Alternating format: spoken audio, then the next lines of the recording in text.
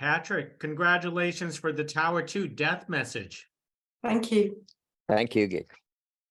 You folks don't really leave us much breathing room after the first season of the Tower, so it's only 7 hours, Gig. It's taken us two years to make 7 hours, so we take our time. Terrific. Well, let me throw it first off to Kate here.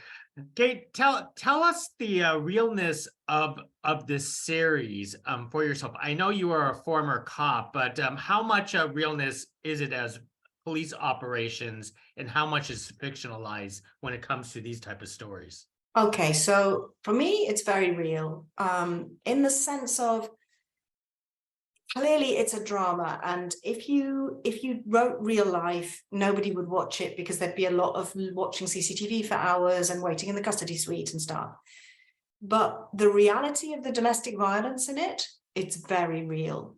The reality of the loss of the woman whose child has gone missing, it's very real. And the conflicts of the police officers, obviously they're dramatized and it's very dramatic, but it's absolutely writing from my real experience of policing. And as I said about the character Brannon, I never talk about real crimes that I worked on, but Brannon absolutely is a real person who I absolutely worked with, who was a suspect and who was extremely violent and extremely frightening. You felt this potential for enormous catastrophic violence from him. So yeah, it feels pretty real to me. Yeah.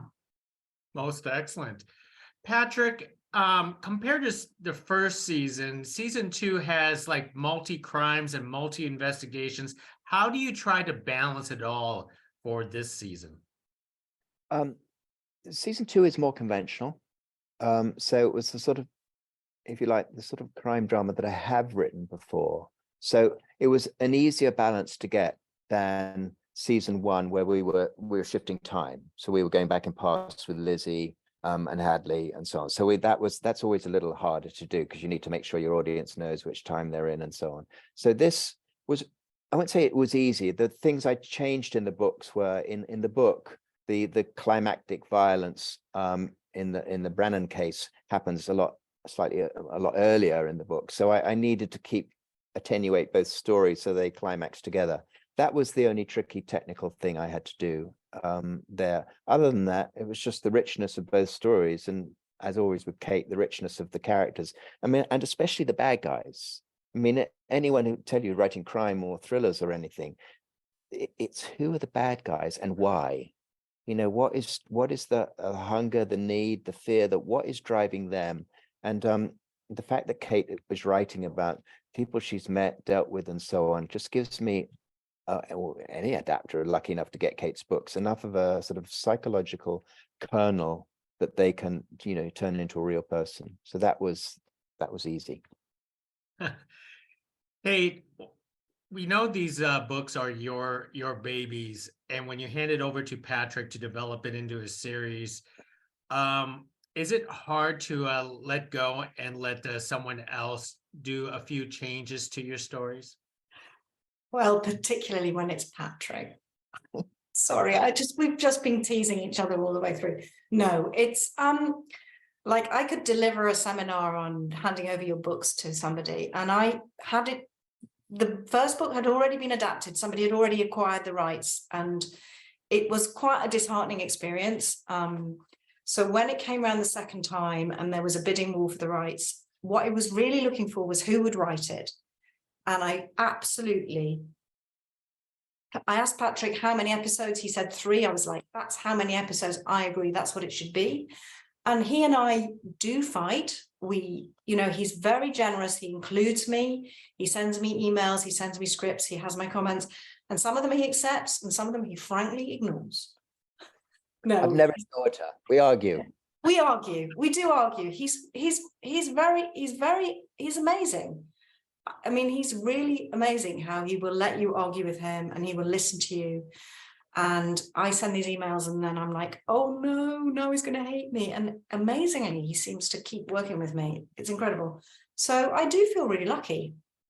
Boring. Yeah, but I'm lucky. I'm lucky to gig because I've got a police officer on tap. So, you know, it is, the books are actually a wonderful read. They're just beautifully written. And B, Kate lived all these lives. So when I'm in trouble story-wise or character-wise, or you know, it's not feeling right, I just wherever she is, I call her up and say, help. What would he say? What would they do?